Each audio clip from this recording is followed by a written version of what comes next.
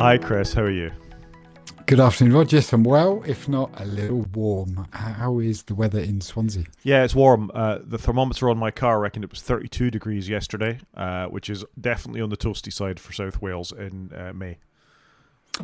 Yeah, I concur with that. My wife sent me a picture earlier. It said 34 on her car in our local town. So I've been at home all day. I'm in my shed. It's very hot in my shed, but there is a nice draft now. I think I'm over the worst of it. I'm coming out the other side, so it's good. But it is the 26th of May, possibly the hottest day on record in the UK, I think, for us here in the UK, or at least in many, many years. And this is episode 226. It is indeed, and we'll just wire straight in and we'll do some follow-up. So we have seen a bit of a rise in macOS malware, I want to call it. I think over the last few years, certainly things that are a bit more nasty than they used to be. And this is a particularly pernicious one, I think. It's called Reaper, and it's an info stealer. Doesn't sound good, does it? No, it doesn't. You don't want to install anything called Reaper. And it uses a Mac scripting engine to harvest your passwords from whatever's on your Mac, basically. But whereas previously you needed to fool the user into pasting a command into terminal to get it to run, no, you don't need to. It can bypass the script editor and you can just fire it off in the system and off you go. So I think this sounds very bad. And, the attack can start with a fake WeChat and Miro installer hosted in a domain that looks something like microsoft.co.com. So, if you're not paying a lot of attention to somebody that sent you a URL, you could quite easily fall for that, and then you're off to the races with a bunch of hidden JavaScript and stuff. And they've got your passwords, so that's great, isn't it? Doesn't sound great to me. And what took my attention here is Miro, because that's something you and I have used before, and it's also something that my remarkable tablet syncs to. So I was like, oh, I have used that, but I don't think I've ever installed anything. I've used like the web app, but no, this doesn't sound great. Do you think this is a byproduct of the vulnerability thinking? I'm going to get the name wrong. I can't think what it's called. The AI agent that can go Mythos. and find vulnerabilities. Mythos, thank you. We've got this rise now of quite big vulnerabilities. I mean, yeah, you're right. We've had a couple of these in Linux over the last few weeks of really quite nasty ones that get down at quite a low level in Linux for what's going on. I'm sure it's not helped by them. It sounds like an enhancement to an existing attack, doesn't it? And historically, Apple haven't always been 100% great at patching these things immediately. We quite often talk about this was highlighted 4 months ago. There's less 0 days at the moment on macOS, but it does feel like this stuff's on the rise a bit, doesn't it? Yeah, I would concur with that. It certainly feels like it, and I'm certainly pushing family members to install patches when they can, just to be on the safe side, because you just don't know, do you? And it's like, what do you do here? Yeah, Apple going to release? They're probably going to have to release another macOS patch before the next major version comes out in September. You'd have thought there'd be some security patching through the summer. Yeah, but they're quite good at sort of pushing the odd. You can get out of bounds patches for particularly nasty things, can't you? You don't even need to install them. Apple just seem to be able to push them. In fact, we've talked about that a few times. So if it's that severe and they've got a fix, then they'll do that. True. I guess if they can, but it depends whether it needs. It depends at what level they're doing, I guess, whether you need to install it and reboot the device, I guess. I don't think I know enough. Yeah, well, we're not security people, are we? Although we do talk about the stories a lot. However, I think your approach is the right one. You patch early, patch often is always sort of the right way to go with these things. But the problem is these days that the vulnerabilities are running out faster than the patches can get there. So, yeah, be careful out there, folks. Agreed. I mean, there's a certain amount of user responsibility here as well. That looking for something like Microsoft.co.com. It's not the right URL, but you could understand why somebody who's not paying attention would just click on the link. I know, but people can glance. Yeah, it looks about right. Go. Do you know what I mean? And we live in that world now where people glance. We do, and they don't trust these things. Speaking of losing trust in things, Plex is a service that I think you and I have both used in the past. Certainly I used a lot previously. I've touched upon it, but I don't think I really had a Synology that was quick enough, so I've never really done anything else with it. So I've been a Plex user for, getting on for 15 years, something like that, I think. At least that long. I remember buying a lifetime pass when I thought it was expensive at £100 or something like that. And a lifetime pass meant you were bulletproof for all the upgrades that would come in the future. You would have access to transcoding and all the things that I bought it for in the first place without paying an annual subscription, I think it was. The annual subscription wasn't much. It was about, I don't know, £15 or something. But I just thought, no, I'm going to get this lifetime pass and I'll forget about it. And I forgot about it. And I actually stopped using Plex for a while as well. But then I messed up my network slightly a couple of weeks back, and Jellyfin, which is my streaming service of choice, was spinning my hard drive up all the time on the laptop I use to do that. Whereas I don't, if I'm not using it, I want it to spin down. So I thought, A, my network's a bit messed up, and B, this hard drive spinning up. So I'll give Plex another spin. However, in the last week, there's news that they're upgrading the lifetime Plex pass to $750. Now that is absolutely designed to stop people making use of Plex pass. It's not an upgrade. Just for clarity here, this is an uplift. So I have dabbled in Plex. I've never bought it. I don't think I've ever paid them any money. I think it's a good tool. I often liked buying lifetimes. Like, I often do it for bits of software. I've done it for Screens, for example. It was quite expensive, but Screens is an app I use on my iPad to remote into my Mac, and I've used it on and off, like not consistently, but I think I'm getting my value of like 80 quid out of it. As long as it runs for at least 3 years, I'm good. So I'm kind of one of these lifetime people, but it's $750. They really don't want you to do it. So I don't get why they've bothered increasing the price. Why haven't they just cancelled that SKU? I don't know. Maybe because people who've bought a lifetime pass maybe makes it more difficult for them. A lot of the underpinnings of Plex are open source.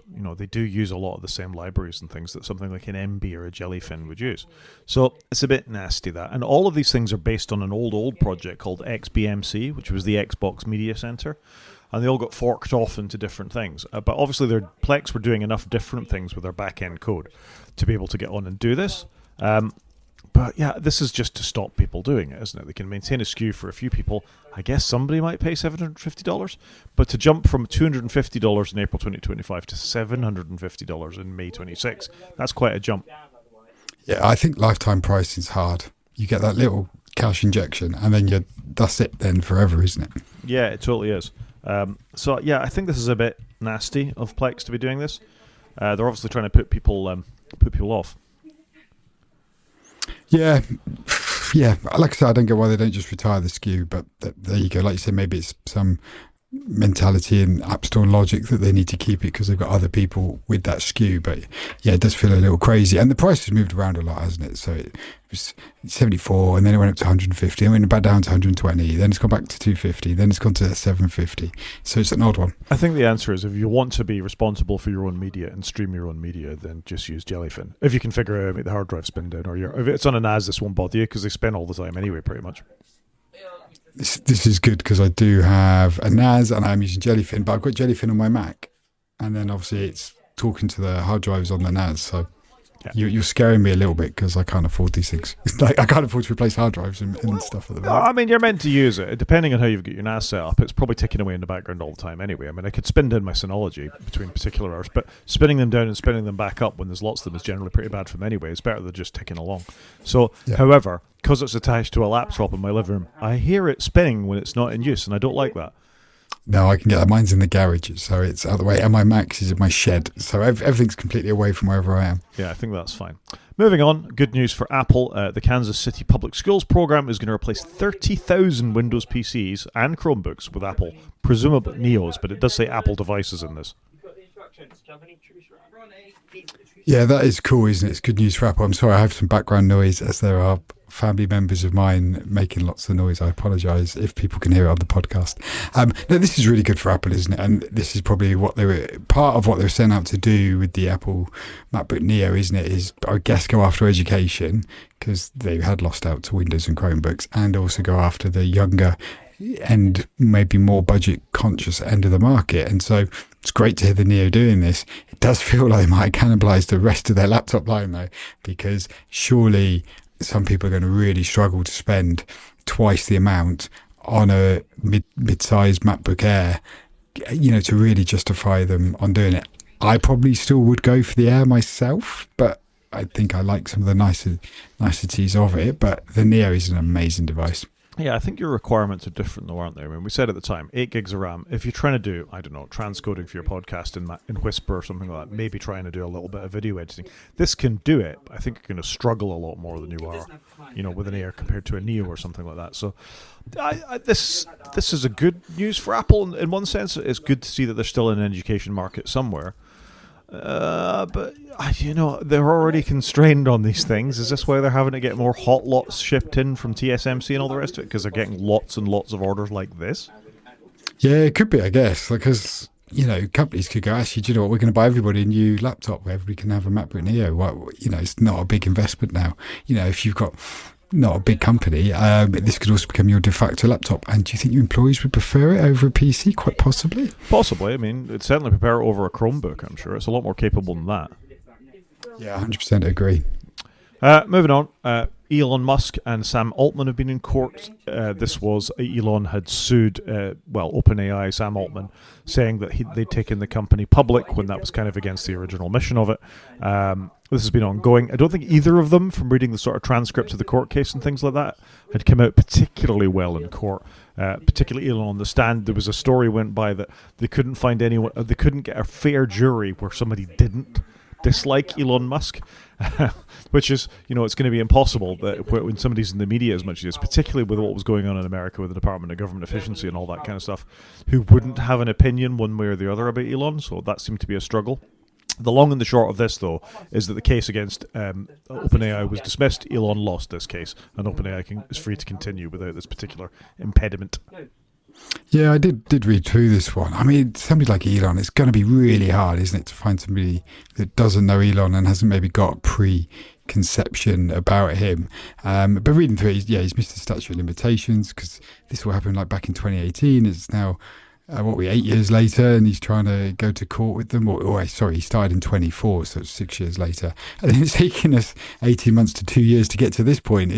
It does blow my mind sometimes how slow the legal system moves, but I don't think any of us are that surprised by this. I get he's upset they've gone from a charity to a commercial business, but Elon, I mean, I'm sorry, he's not exactly the person on the moral high ground here, is he? But it's so inconsistent, isn't it? Is that he only got upset about this when he started to try and do his own AI thing, isn't it?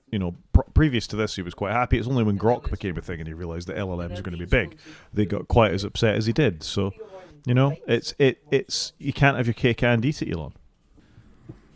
Yeah, so that's interesting for Elon, but like you say, unbiased jury is going to be quite a thing. Let's move on and talk about Fortnite, our favourite app that our children like to play, or certainly your children like to play. And it's back in the App Store, apparently. So it came back to the US App Store last year. It's coming back globally to everyone except Australia. So there you go. Were you desperate for Fortnite on your iPhone? No.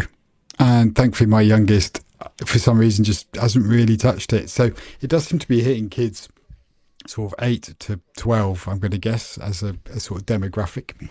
And I know adults play it in various other age ranges. Have you got it? No, I don't have it, but I searched the App Store just as we were offline a little bit there to see if it was there. It's not on the Mac. I thought it should be on the Mac as well. It's certainly not on the UK Mac App Store, but it's certainly on my iPhone. Is there anything on the Mac App Store? That's a very good question, but it does say in this Engadget article coming back to the App Store. But there you go. I think Roblox has kind of taken over for the younger teenager more than Fortnite in lots of places because of its enhanced flexibility. Roblox is games within games, as far as I can see. My eldest was very much into that, and it blew my mind. I was like, "What game are you playing?" He goes, "It's Roblox, Dad." I was like, "It doesn't look like Roblox," and there was so much, like you say, flexibility in it. So, yeah. Okay, so they're back on the mobile. Yay! I mean, the thing about Fortnite is a cultural phenomenon, and we kind of lose track of that every so often. That often films, specials, concerts, Marvel stuff, DC stuff, whatever it is, are announced in Fortnite before anything else. In fact, the other game, Overcast, which I think is a Blizzard game. I want to say it's a Blizzard game. Not Overcast. Overwatch. The new characters or some characters from that appeared in Fortnite as some sort of games patch update. So it just goes to show sort of the cultural zeitgeist that it has. Yeah, and it's got all the different seasons. I'm loosely aware of that. And the servers would go offline. You have to wait for it all to download for like a day, and that kind of blew my mind a little bit. Yeah, it's crazy. So, last but not least, for follow-up, we did talk about this briefly last WWDC. I tell you, I apologise for the sound in my background now. There's quite a lot of people playing music down in the arena. Um, we talked about this last WWDC, that support was ending for a number of Mac models come Mac OS 27, so that was pre-announced, but now they're just highlighting this in this 9 to 5 Mac article, that this year, come WWDC, the MacBook Pro 16-inch, the MacBook Pro 13-inch from 2020, iMac from 2020, and the Mac Pro from 2019, and that MacBook Pro was the 2019 one, are all going to be end of life as far as the operating system is concerned. So this is all the last leg of Intel chipped devices, so everything will be Apple Silicon only. I think this year's going to be quite interesting because they've got this happening. They're doing away with AFP, I think, Apple File Transfer Protocol for connecting to network shares. They've got some security stuff coming where you're going to only be able to connect to, I can't remember how they phrased it, but it was like the latest TLS security on networks and stuff. So it does feel like this year, I wonder if they're going to do something quite good with macOS where they're getting rid of a load of old cruft, maybe? Yeah, I don't know. Are we going to see some performance? I mean, on one level, it's not like your device stops working straight away. Just because there's an operating system update, you can continue to use your Mac Pro from 2019 without it being an issue. However, it's still a perfectly good piece of hardware. So I hope that Apple will do the right thing and pass over some of these drivers to the open source community, that if somebody like John Siracusa wants to continue to run his Mac Pro as the very powerful machine that it is with 192 gigs of RAM and have enough, supported software on there that he's not vulnerable to security things, that they'll do that, because it just seems horribly wasteful to me. And of course, the next thing in this is that the M1s are the next ones in the line for the chopping block, and they still feel like quite new machines to me.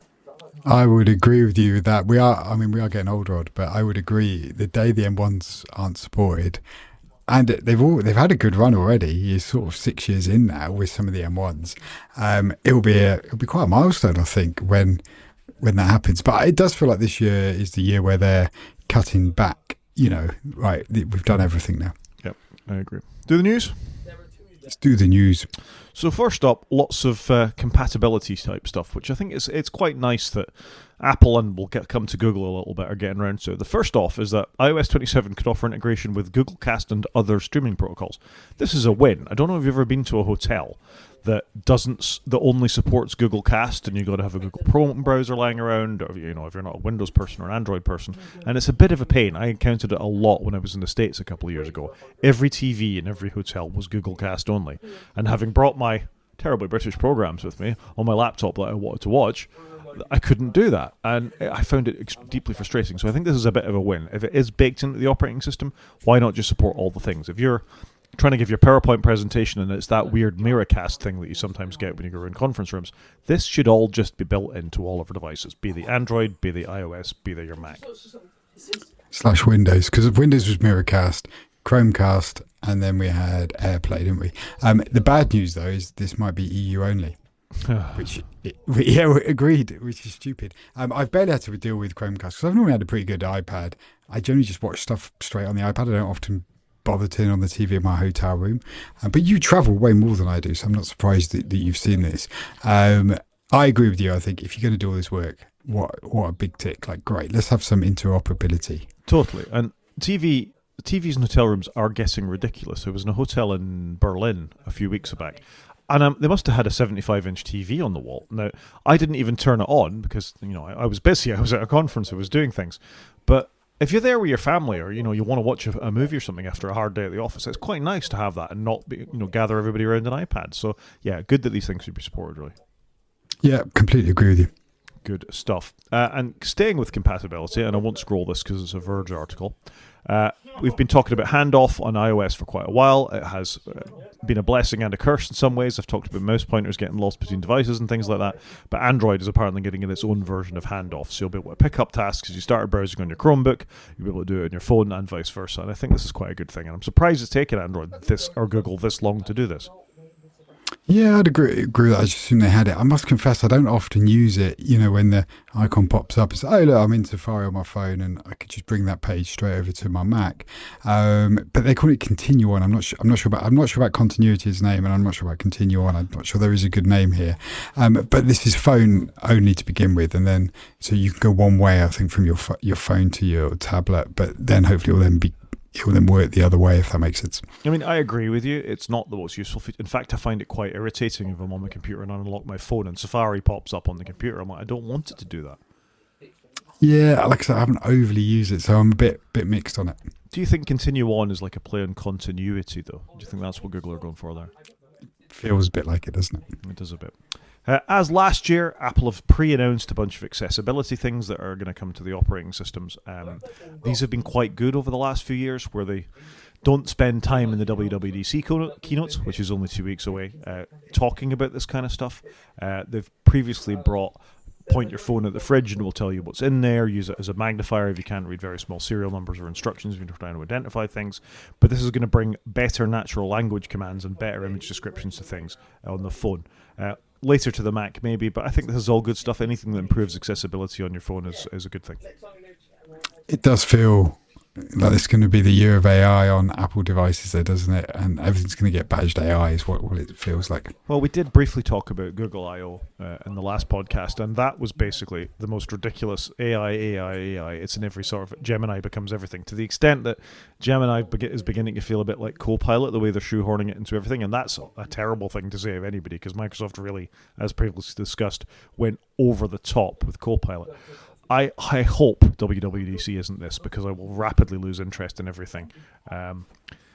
If it's just like, yeah, now Siri does this, and now you can pipe Gemini into that, and now ChatGPT does the other. Give us some actual definitive good software updates for things that we want, on our devices. Maybe take a look at Terminal Apple. Maybe make it a little bit better. Things that have had, let's have a mountain lion moment or a snow leopard moment, rather than just we shoved a bunch of AI into everything. Yeah, like I said, I think with the Mac, I'm hopeful. Like, we're ending Intel, we're getting rid of AFP. What else are they doing under the scenes? I'm hopeful this is going to be a compatibility year and a polish up, but the devil will be in the detail, won't it? It will. Now, I'm going to apologise for the next article for viewers of the website or for things. And we won't say the word because we'll try and keep our safe for work tag. But let's go with... There's an article in The Verge, quite a long, worth reading article in The Verge called FU Bamboo. And I think you have a bamboo printer, don't you? We do have a bamboo printer in the house. My son, who you may hear in the background, has a bamboo printer. And it is a fantastic device. So when you put this in the show notes, I've actually read the majority of this article. It's a very long article.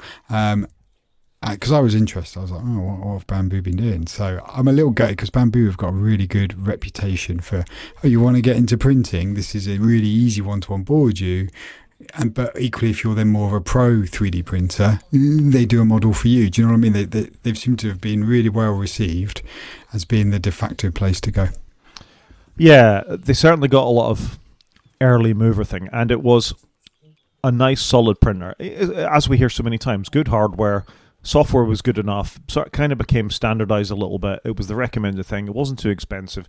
I think is it TPU? What do you call the refills? The extrusion, the stuff you use to extrude your prints with anyway, aren't ridiculously expensive. Blah blah blah. Anyway, the long and the short of this story, why the internet is turning against Bamboo, is to do with they forked some open source code from a long time ago, and it's called a slicer. I think is what the basic software that's used as part of this. So they forked an open source slicer that was written by a guy many years ago, 15 years ago or something like that, embedded it in their thing, and then have started to stop the open source community from adjusting that code. So if you wanted to use things like a third party feeding machine for feeding in your plastic, this open source code would let you do that. Bamboo don't want you to do that. They want you to buy their plastic. Have I summarized that appropriately? I was just thinking of the name, filament. I was escaping me, filament. Yes, the spools of filament. So, and if you want to use lots of spools of filament, like 4 at a time, you buy their AMS that allows you to have 4 spools lined up so that if you're doing a multicolored print, it's clever enough to go, I want that red one, that blue one, and it will chop and change as it needs to print from one filament at a time. And you need to buy their AMS add-on, which is about $250. So not a ridiculous amount of money, but equally still an add-on. And so, yeah, this person was, I can't say the gentleman's name. How do I pronounce his Polish name? I'd go with Pavel Jarzak. That's what I'd say. Pavel Jarzak. He published on Reddit that he'd engineered it, and you don't need to use their AMS. You can now use this one and use his code that he'd engineered. And then that brings us back to the story that you were telling so nicely of Bamboo then got in contact with him and said it was in breach. Whereas I think he had a fair point of, but this is open source. How's this in breach of anything? So, a bit of a shame, that one. And he's clearly a supporter of the platform. Absolutely. He was obviously an enthusiastic supporter of Bamboo printers. And if you've got somebody like that, you're going to sell printers. Now, all right, you might not buy their filament or their AMS because you can get a third-party thing. But it's where this ends up. It's you spend a lot of money on hardware, and Bamboo begin to sell you hardware as a service, and maybe they're heading towards software as a service, which I think there's a lot of a backlash about this at the moment. If you look at how many what people are spending on their Microsoft products, their Notion, their Miro, their pick your product that you're paying per month for to have over and above your 3D printer. And let's face it, the only people who have 3D printers are largely enthusiasts. You might have the odd hobbyist, like your son is obviously interested, but enthusiasts are people who buy 3D printers, and what they're doing is they're putting Pavel, who's obviously spent a lot of time working with this off, and people like Jeff Geerling, who we've talked about before, who is an enthusiastic user of 3D printers and does all sorts of things. All of his rack stuff that he prints for his mini racks and all the rest of it presumably come out of a Bamboo 3D printer.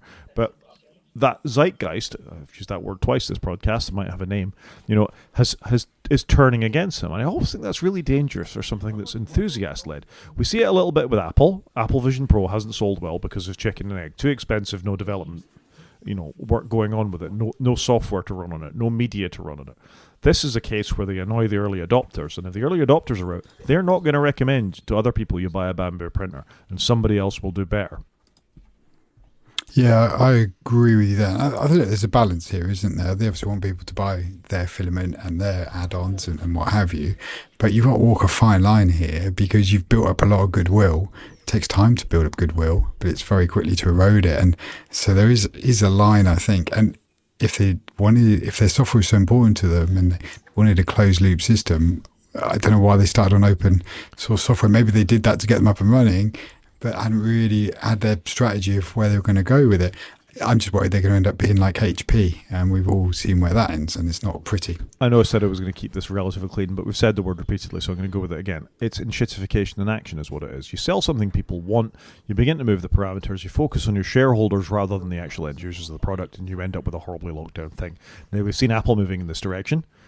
Make fantastic hardware, software's not great, they're charging you increasingly for a service. At the moment, most of the devices are ours and we can do what we want with, but it often feels, particularly with, Microsoft, that you're renting the software. It's not your software to do things with, and this is it's a microcosm of what we see in the larger software market, and it bothers me. Now, I was probably going to buy a Bamboo printer at one point. I certainly wouldn't think about it now.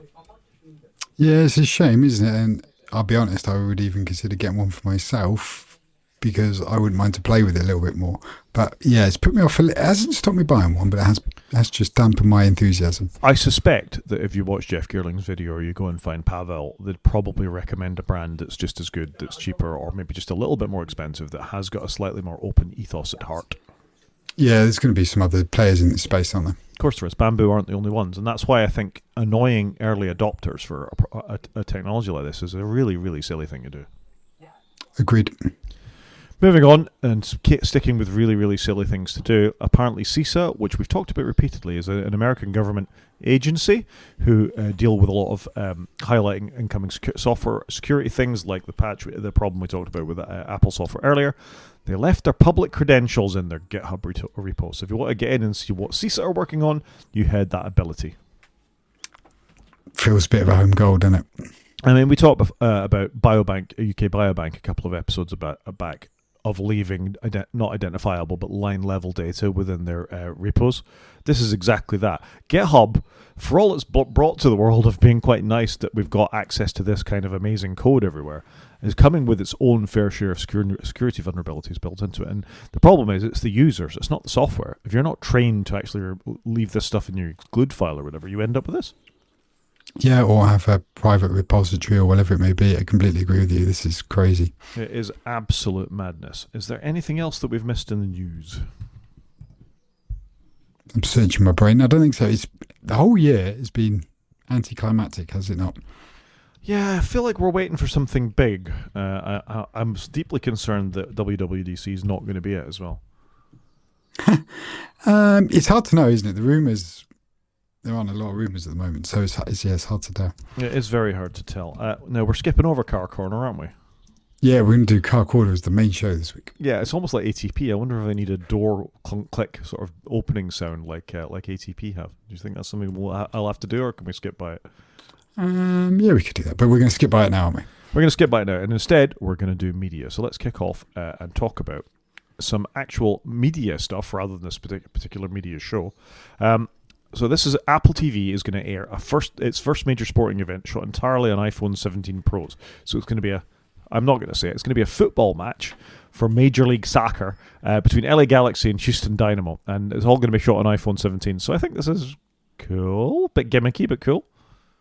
It's quite a good way of them advertising like 2 or 3 things in one go, isn't it? Like get Apple TV the hard way, get Apple TV Plus, get an iPhone, and that's what you can do with it. It is cool for them. I mean, it's amazing that your phone is now what we're going to use to, cover a sports match. It's pretty clever. It's got a good camera as well. Not that I've used the video side of it very much, but it takes half decent snaps, the iPhone 17 Pro.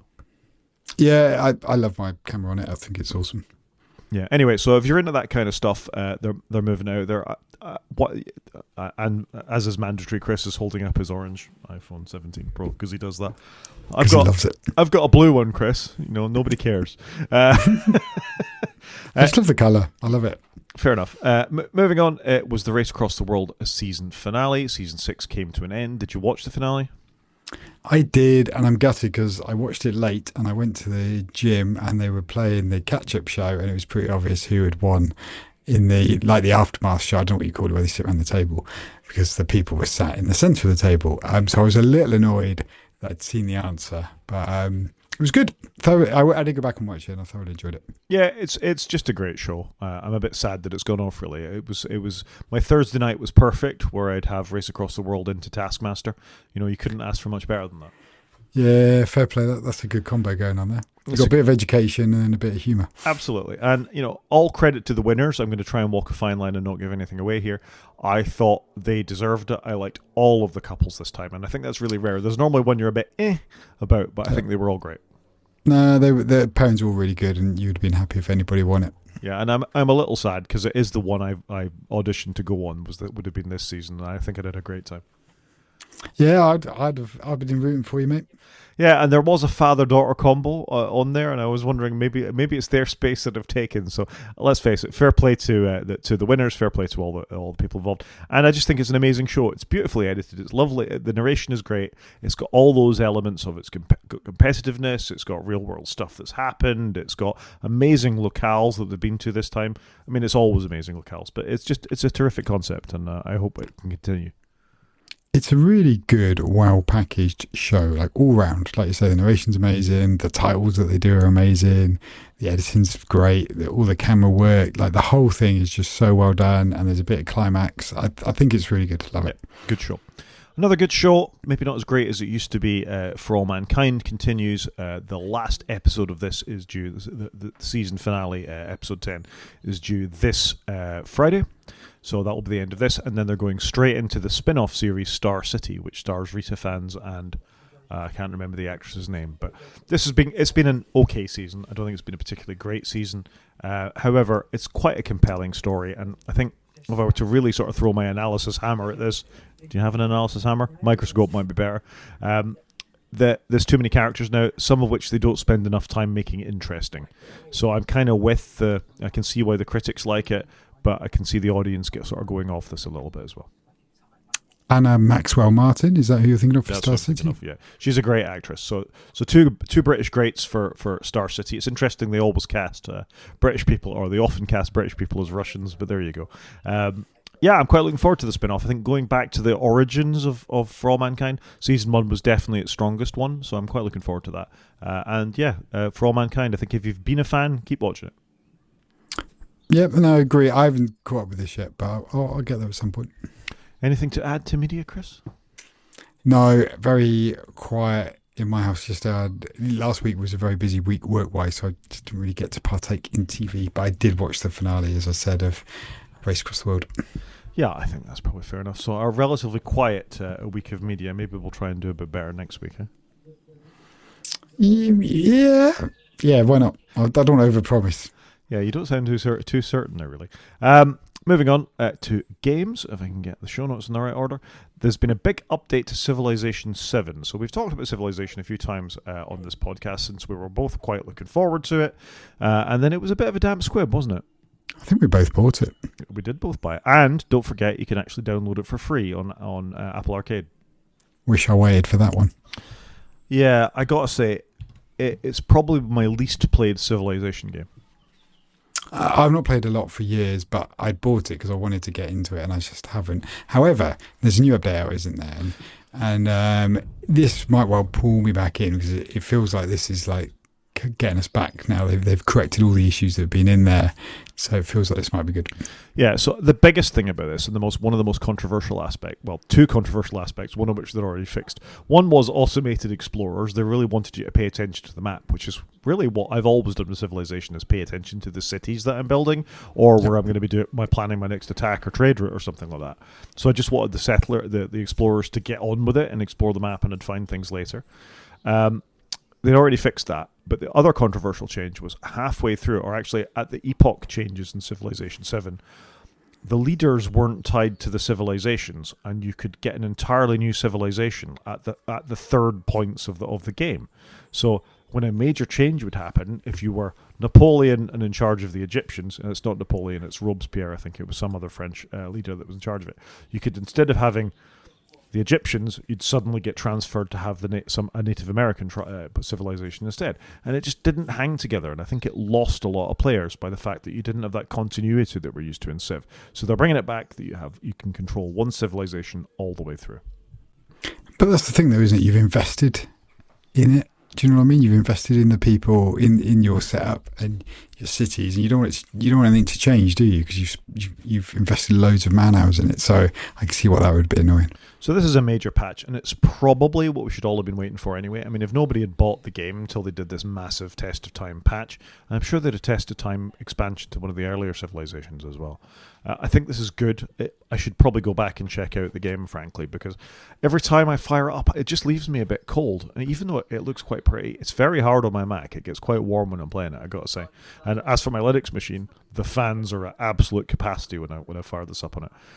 But I think I'm at less than 10 hours played in Civ 7, and that's just unheard of. Yeah, I mean, way less than that, I think. But this feels like maybe now's the time to circle back. It could be. And just to compare and contrast Civilization with another game I talk about a fair bit, which is Slay the Spire 2, or Slay the Spire as was before, I think I'm at over 100 hours now on Slay the Spire 2, and it's an early access game. Chris pulls a face of amazement as Rod says 100 hours invested in a game that isn't even out to general masses and only came out 6-7 weeks ago. It's an absolutely terrific game. It's got all the mechanics I wanted from the first Slay the Spire. I tried to go back and play the first one, actually, and I realised just how improved this is, nip-tucked in every direction. There's new characters and things as well. It's just such a deep game. Such a deep game. And it sounds a lot, but I have played it on trains, I've done it in idle time and all the rest, and I've just accrued time over time. And it's just, I love it to bits. And the thing that really gets to me about it is it's only going to get better because it's still in early access, so it will continue to be improved over time. And I can't wait. Yeah, no, that's fantastic, isn't it? That, like you say, they've come out the gate storming, unlike Civilization, and it should only get better. And Civ is apparently getting better, but it was a low start, so that's really good. But how nice to do a sequel and live up and exceed what happened in the first game. Difficult second album's always difficult. Absolutely. Should we do a main show? Yeah, sadly, games just have not been on my radar. I did power up my gaming computer though to patch everything because I thought when I do want to sit down and play, I want everything up to date. But I just haven't circled back to it. Yeah, that's fair enough. I can understand that. Right, let me get my browsers back in alignment here. So we struggled a little bit with the main show. This is quite often happens leading up to the we do dub is that all goes a little bit quiet, doesn't it? Oh yeah, 100%. Goes very quiet, and it's been quite a year as we've touched on. So yeah, so I suggested, why don't we move some of the car corner stuff out, because you'd found some good articles around some electric cars, and so why don't we talk about that? Yeah, and the first thing, it does have a tenuous Apple link. We talked about Johnny Ive's interior of the upcoming Ferrari. I don't know, it'll be about 3 or 4 months ago at this point. Anyway, they have released the exterior of the Ferrari Luce, which is the first Ferrari that's an EV, pure EV, and I'm immediately so for those watching the video stream, you'll be able to see the Engadget article here. If you're listening to the podcast, when it's safe to do so, click on the link and have a look at this car. I'm going to start by saying it's in Ferrari red, and I'm going to pass it over to you, Chris. What do you think of the Ferrari Luce's exterior? So I've listened to a couple of podcasts on this. I do find a comment I heard Chris Harris say on a podcast today. They did an emergency Chris Harris on Cars podcast in response to the Ferrari Luce, and they said if you he went to drive a Porsche 918 and they literally just left the keys for him in the garage and he just got in the car and drove it. There was no guy or girl from the press telling him all about the car and how they designed the engine. And he said the way Ferrari are rolling this out, where they're drip feeding it to the press and they're alone allowing the press to do certain things, does not bode well, does it? That they're trying to massage the story. And so they showed you the interior, which was just literally like the electrical components, just not in a car, not even the seats. They were just there like freeform. And then now they've allowed people to comment on the outside, and they've allowed people to drive it like MKPHD, but he's not allowed to tell us about driving it, and he's not allowed to show us his video of him driving it until another day when that embargo lifts. So it's a bit odd how they're doing it. I guess they're trying to milk it, but kind of get it. So that's how we've ended up here. And so people have been able to sit in the car, look at it. They have driven it, but they can't, like I say, show us the footage. And then that brings around to the look and feel of it. Is this what the Apple car should have looked like? So this is designed by Johnny Ive, Mark Newson, who did the Apple Watch together. Obviously, Johnny Ive was Apple's chief designer for 20 odd years, brought some amazing devices out. Now he's at LoveFrom, and he's done a whole bunch of stuff at LoveFrom. Fair play. I mean, he must be scratching his creative itch. And then they've done it with the Ferrari team. I don't know who had overall design control, though. I do think the photo you're sharing, though, is the one with the worst wheels. They've got much nicer wheels. Not your fault, it's what they've put on it, but they've got like normal 3, 4, 5 spoke alloy wheels, whatever they might be. Whereas these are just like floaty discs. So the outside of the car, this is red. It's got a black roof. It's got a bit of a two-tone on it.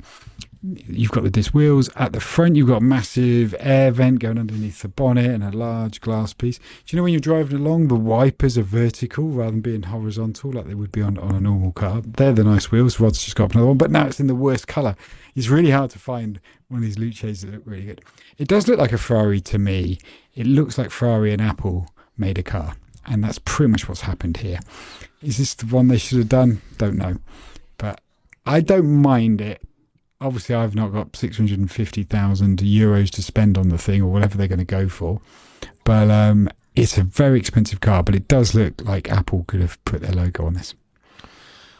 Yeah, I am struggling with this, I got to say. So I think Johnny Ive is a fantastic designer. I think the iMac, the G4, the G3, the angle poise thing, the Apple Watch is very functional. It does what it says in the tin. I think he designed Apple Park as well, or had a hand in designing Apple Park. Huge amounts. Obviously, he used an architecture firm, but yes, a lot of the aesthetic was down to him. So he can design a circle. We know that. He's good at squared off circles too. I got to say, I think this is one of the more humdrum things I've ever seen in design. And I'm going to throw another car up, and I'm going to do this just in video, so I apologize to podcast listeners for a minute, and tell me that it's not a Jaguar I-Pace.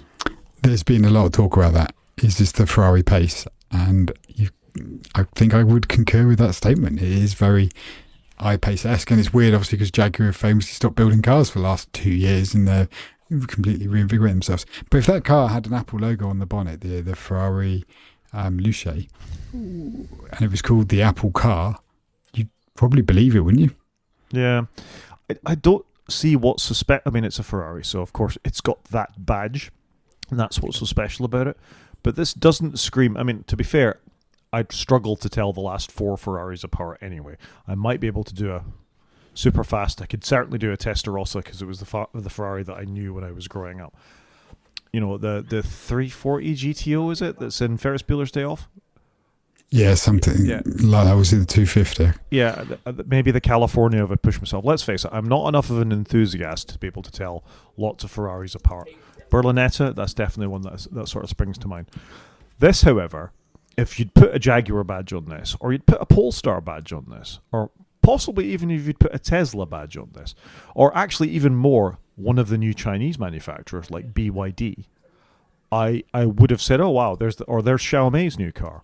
This doesn't scream Ferrari at me, other than they've put a big yellow Ferrari badge on the side of it. There's nothing, slightly maybe from the rear aspect with the tail lights, I can just about see this being a Ferrari, but nothing else about this screams Ferrari, particularly in this Agreed. color. And like I say, you could put the Apple badge on that. That's what it looks like to me. If Apple made a car, this is it. I think that's quite damning of it. And I don't want to throw any shade at Johnny Ive. He is far more knowledgeable. He is a designer. He has had some incredible successes in his career. But I don't think Pininfarina would have designed this. No, I would concur. I think I want to see one in real life. Some of the interior videos I've seen, the interior looks stunning. Like the way the vents work, the fit and finish on everything. And there's a lot of things to design in a car, right? Like I say, you've got the vents, you've got all the screens, you've got all the aircon, you've got knobs and buttons and pouches and door handles. So there's a lot of individual components to design on this, and some of it looks absolutely amazing and really high quality. I just think the outside is a little disappointing. Is my initial view, but like I said, I'd love to see one. Yeah. It's got suicide doors, Chris. Suicide doors. Yeah. It's just trying to be different, isn't it? So for those that aren't aware, suicide doors open the wrong way. They sort of fold out of the car rather than both doors opening front to back. The front door's got the hinge at the front like normal doors, and the back doors have the hinge at the back, so that you got the bigger opening in the middle. And they're called suicide doors because you can't see what's coming when you open them into traffic. Yep. And it's not a great look, is it? It's not great. And also, I mean, the interior, which I agree with you, I think the vents are quite interesting. However, the little sort of pod computer in the middle could have come, it's off a Volkswagen ID3 and you can tilt it a little bit. I think it looks better. I think all the buttons and the fit. I think all the finish of some of the interior stuff looks really smart. I would love to just sit in and try it out because I just think it would be a very satisfying cockpit to sit in. Oh, I'm sure it would be, and it'll be very costing because that's what I'd want for €600,000. But, yeah, it's a lot of money, isn't it? I mean, we're not the target audience for this car, are we? We're not the target audience for that, but I struggle to see where the distinction is between this and a bunch of the EVs we've had recently. Genuinely, you stick a big screen in the middle of the dashboard, you put a digital cockpit in front of somebody, and off you go. And this feels a bit like that. Yes, you can tilt it towards you. I'm trying to find a decent picture of the ID3 so I can compare and contrast. I know roughly what you mean in the ID3. I still think it looks good inside. I'd be quite happy if that was the interior of my car, I think. But the thing is, my point was, I don't think the ID3 was anything particularly special. You know what I mean? No. I think it's just it's an EV that had all the things in the right place. I found something good enough. This will do. So here's a Volkswagen ID3 interior. Yeah, it's not a Ferrari, but you've got a bit of a motif on the pedals in the same way you've got the drill pedals in the Ferrari. You've got a screen that's tilted towards the driver with some controls on it, and you've got a digital dashboard in front of you. Now, there's only so much you can do with a car, but I think if I were to throw a classic Ferrari up on here, it would be a far more tactile, involving experience than this for Ferrari. And I think it leaves me a bit cold. And that's fair. I like to see the joy in things. I don't see the joy in this. Yeah, okay, no, I can see it. It does look a very functional car, though, doesn't it? It looks like it's like family Tick. four-door car. Tick, we did an EV, and it oh, yeah, okay. Yeah, you know what I mean? And the big question is would they still have done this EV project in the current climate? Because obviously the world has moved on, and I don't have an answer to that. Well, I have got an answer to that, and I'm going to throw that up now. Here's how you do an interesting electric car. Here is the Mercedes AMG GT. You think this is interesting? Well, at least it's different. I mean, it does look like some sort of sea-dwelling fish thing which could hoover along the bottom floor, but that is a distinctive shape. It's not just a Jaguar I-Pace. No, I would... Okay. So I would agree with you that it does have Mercedes DNA. I would agree with that. It looks like it's had a bit of Audi DNA in it as well, just the way the front's looking. So I would agree with you, this Mercedes. This is the Mercedes new electric AMG GT 4-door coupe. It apparently can do 0 to 60 in 2 seconds, which sounds very uncomfortable for passengers. But it does look like a Mercedes. It does look like it's got more character. And actually, if Ferrari badge was on the front of that, you could put in the grille look like a Ferrari grille. You'd probably get behind it. I think it's a far more interesting looking car, and I don't think I am showing a GT4 here, am I? I've gone to the Mercedes. No, you're not. website. You're showing a petrol car. I'm showing the Mercedes AMG GT4, not the EV. This is the problem though with Mercedes, isn't it? They do so many makes and models that are so similar to each other. I think this is good looking. It is a good looking Mercedes car.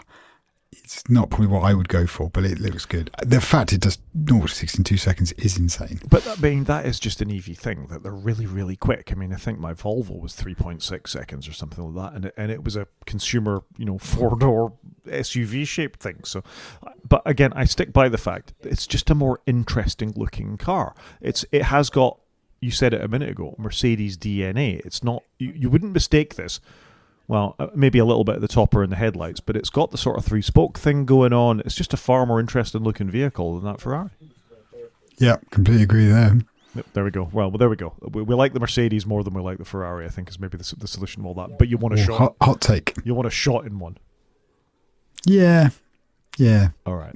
I would like to see. I'd like to see both in person. I think I quite like an EV. I'm not. As much as I like my petrol cars, I do like an EV. I think that's a beautiful segue into what we're going to talk about next. So it's almost like we planned it. If you were to buy an EV now both of us are driving petrol cars at the moment, are we? Both petrol. You've got a Audi A1. Yeah, they've got the S1, which is like the sporty Audi A1, the old one. It's like 10 years old, and I literally drive it to a train station, get on a train and go to work, and then I come home and drive it home. And then my wife has a Skoda Kodiaq. And I've got a second generation Skoda Octavia. So neither of us are in the most up-to-date equipment at the moment. I just haven't really seen the appeal of most up-to-date cars, and I certainly don't want to spend that sort of money. No, I agree. But speaking of spending that sort of money, I've been thinking a lot about, were I to buy another EV, and part of that is you've got to have all the things that go along with it. What is on the market that might tempt me, and for what sort of price? So, up to about 20 grand. Most of these EVs, when they were new, were 40, 50, 60 grand, I think it's fair to say. Yeah, easily that sort of money. So your previous car, the BMW i4, and I'm sure it's not the model you had, can be picked up second hand for as little as 18,500 quid. How do you feel about that as an amount of money?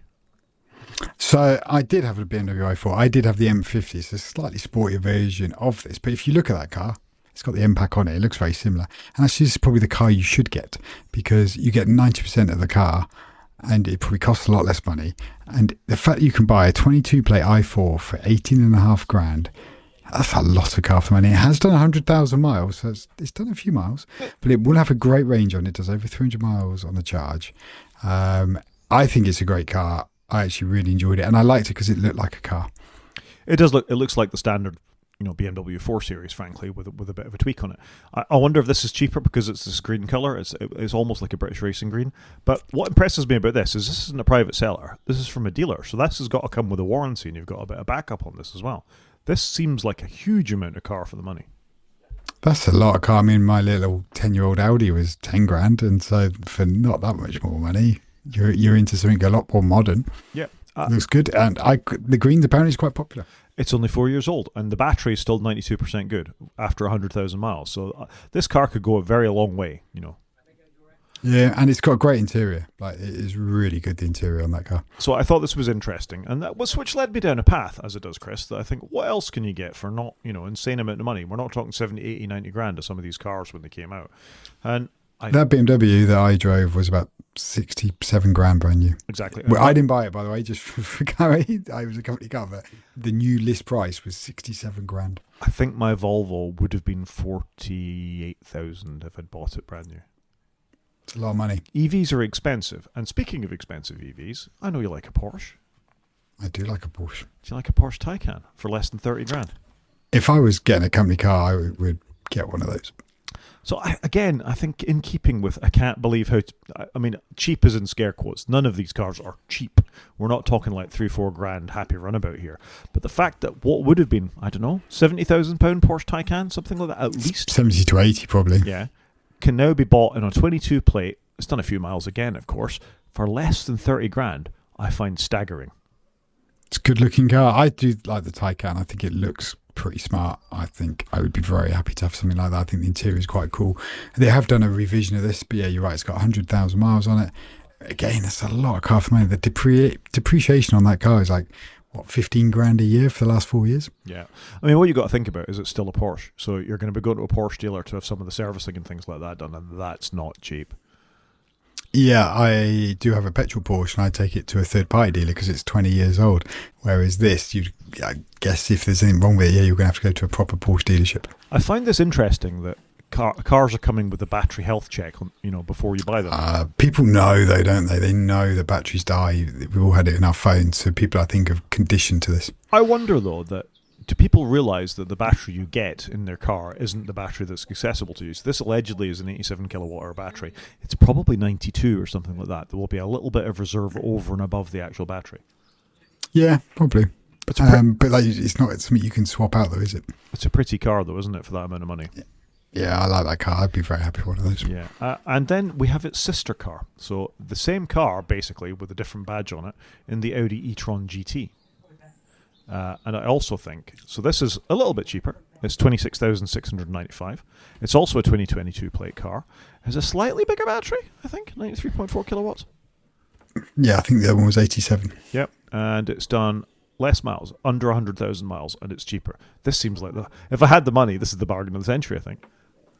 Does look good. I'm not a huge Audi fan. I know I've got an Audi, but it does look good, and these do look nice on the road, and you don't see a lot of them, so it's quite nice to have something that not everybody's got.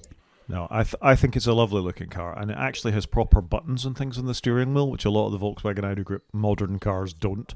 So I sort of credit it for that. But I just keep coming back to the fact that, this was an £80,000 car, 4 years ago when you would have got walked into a dealer to get this. It feels like the depreciation in EVs is just really sort of going the extra level at this point, particularly for very expensive ones like these were. Yeah, I'm with you on this. It's just insane how they've dropped. I mean, I was looking at Polestar 2s at 15 grand at one point. So they really have dropped significantly. And a lot of it is ex-company cars. So they should have been serviced and relatively well looked after. Yeah, relatively well looked after. And of course, the thing about these higher performance cars is they come with a lot of the things that you don't get in a cheap EV. So if you were to go and buy a £30,000 Renault 5, you get a smaller battery than this to begin with, and more crucially for me on a longer trip is the charging speed. A DC charger will be lower as well. They're only going to take 150 kilowatts, something like that, where something like this will take 350 kilowatts, I would have thought. I don't actually know, but I'm assuming I don't know. The higher capacity ones are going to get charged faster. So yeah. This requires that. It's a GT car. You need to go a long way in it, quite quickly. So a four-seater car, this sort of quality, I'd be all over this if I had the money. Yeah, and these are premium brands, so you're going to, like you say, get a good quality car, good interior. So yeah, it looks good. And then just for giggles, and the other word that I'm not going to say because we're a family-friendly podcast, is at the other end of the scale, and I spent a long time when I was looking at buying the Volvo, looking at Skoda Octavias, VW ID4s, Octavias, Enyaqs, things like that. We have the Skoda Enyaq, which would have been a £40,000 car as well, maybe sort of late 30s anyway. But now you can pick up a 2021 Skoda Enyaq with a bigger battery, the 82 kilowatt hour battery, in a decent spec, I think Loft is the mid spec, for £9,000. It's quite a lot of car for £9 grand, isn't it? Actually looks in really good condition. And look, we have a Skoda in the house. We drive a Skoda Kodiaq everywhere. I really like them as cars. They don't cause me a huge amount of problems. They're relatively cheap to service. I think they look pretty good. That's a lot of car for the money. It's a huge amount of car for the money. If you want if you particularly have already got a home charger, if you've got a home charger set up and you want something relatively sensible to get you round, it'll do 200 miles in a charge. It's good enough for that. You could make reasonable time going up with the worry. For me, the charging flap's on the wrong side. I want it charging. No, is it on the wrong side? No, it's on the right. It's on the correct side. No, I have this thing from having had a Tesla about and it is on the correct side. I think I tell you what, it's the Hyundai and things like that. They're on slightly the wrong location for me. But this is a great car. The charging speed's a little slow. I think it's a max 150 kilowatt in this vehicle, which is a little bit on the slow side for me. Not intolerable. You're probably talking about 35 minutes to charge from 20 to 80 as opposed to something else, which is this wouldn't bother you anyway. You didn't do a lot of long trips in your BMW, but I did a lot of trips to Scotland. And when you're doing a 400, 500 mile road trip, the stops matter. And it was beginning to get to me. The Volvo was 175 kilowatt, I think, charge. So I did notice that lower charging speed of some of the faster DC chargers. Yeah, no, yeah, that's the thing. So when I had an electric car, I didn't do lots of long trips. So I generally charged at home, topped up to 100% battery, and then I drive somewhere and get home all in one charge, and then charge it again. So, but no, that's good looking. You've got quite a good pick of cars there, but it is amazing how much they have dropped in price. Yeah. It's quite a new car. It's only a 5-year-old vehicle. So if you look for a 5-year-old Volkswagen Tiguan or something in this sort of class, you're probably going to be spending a little more money for the petrol car than you are for the EV. And I find that amazing. Yeah, I would agree with you. It probably is going to be more expensive. I've got the infrastructure for an EV. I mean, I did flirt with the idea of getting one. There is the thought that tax changes in the UK are going to end up paying a pence per mile charge for these. If they were originally over £50,000 as well, then your road tax is going to be higher. There are some thoughts to be had with these, but if this hits a sweet spot, like if this was £39,000, you might be in the lower tax bracket, and we still don't know how they're going to track that pence per mile that you've done in an EV. But it's a fascinating time to be looking at EVs, particularly, and used EVs in this case. And I just thought quite an interesting thing to go through. So I apologise to listeners who may not be that interested in cars, but it's quite a fun thing for Chris and I to do. Yeah, I quite enjoyed that. And there's some good. All these cars have got a really good level of tech in it as well, haven't they? And they're going to all have CarPlay and all the usual stuff. So you probably can't go wrong with any of them. Absolutely. And used Teslas, I think, are in sort of 12 to 14 grand as well for long ranges. So this, it's a lot of car for the money. they are, and they're very fast as well. You wouldn't put a newly passed driver in one of the Tesla performance cars. No, that wouldn't be good for anybody. That's not good for them either. No, absolutely not. I think thing of the week.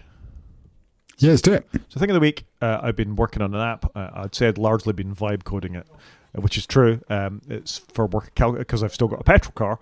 How far away the nearest cheap petrol station is. So that's something I've been working on quite a lot. I started looking at how I could get some sort of interesting iconography and things I could get to stand out, and I came back around to using SF symbols. So SF symbols are Apple's accessibility symbols, sort of standardized symbols for things within the user interface and all the rest of it. It gets treated like a font. So if you paste it into your PowerPoint or something like that on the Mac platform, they will actually just be treated like fonts. So you can color them in the right way, you can change their sizes easily and all the rest of it. And Apple make a program called SF Symbols. It's up to version 7. Has almost 7,000 symbols in there for lots of commonly used things. And I found it really useful over the last week or two. Not only for my app, but also for a presentation that I'm putting together as well. So I think these are really quite nice. They can be animated. You can do all sorts of things with them. SF Symbols, check it out. I concur with you. I think they're fantastic. There's so many you can get to put an icon on something. I think they're really nicely done. They scale. They're not pixelated. It's just all really, really clever system. Whoever came up with it did a fantastic job. Yeah, good job. Even if you're not a developer, it could be useful. Thing of the week? Apple? Yeah, go on then. Yeah. So mine is a book. I've gone with a book, and it's called Dolphin Junction. And basically, it's just a collection of short stories by Mick Herron. I picked this up ages ago in a charity shop, just started reading it, just quite enjoying some short stories for a change. And Mick he's a very good writer. You've got to pay attention, but it's really good. So it's in up a couple hundred pages. So something quick for me to read this week. Great. And there's stuff about Jackson Lamb and others in there, is there? I haven't got that far yet. So it looks like Jackson Lamb does come up, but it's got Zoe Boheme in it from Cemetery Junction. What? Cemetery Junction, thank you, which I still haven't seen the TV series for, which did go through, and I've read a couple of short stories about her, but I haven't got yet to any of the Jackson Lamb stuff. But for 200 odd pages, it looks a good book. I think it's Cemetery Road, I may have misspoken, and I really, really didn't like the TV show. We've heard nothing about the TV show ever since, so it's not bode well, has it? I just don't think it reviewed very well. No, I think we can call that a show, Chris. Yeah, I think so. So if anyone wants to get in contact with us, Rod is at g5maniac@mastodon.scot. I am at _CJP at mastodon.social. You can watch on YouTube by going to our website, wakefromsleep.com, and click on the YouTube link. Or you can drop us an email, wakefromsleep@protonmail.com. Talk to you next week, Chris. Cheers, Rod.